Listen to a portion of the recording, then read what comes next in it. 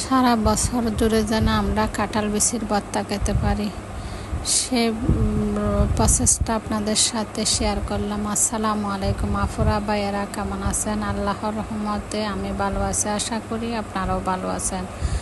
প্রথমত কাঁঠাল বিচিগুলা চুলায় দিয়ে অনেকক্ষণ করে ভাজতে হবে।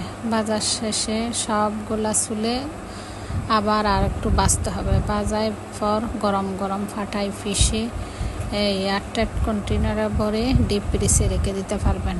বছর জুড়ে আপনারা খেতে পারবেন না, খাওয়ার আধা ঘন্টা আগে বের করে তারপর ভর্তা করে খেতে পারবেন।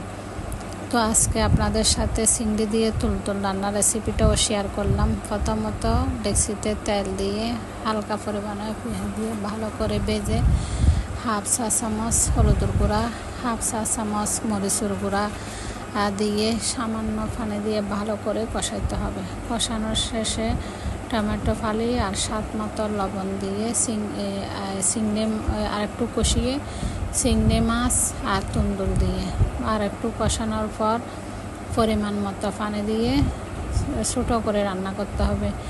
নামানোর আগে টমেটো ও ধনিয়া পাতা কুচি দিয়ে নামাই পরিবেশন করবেন।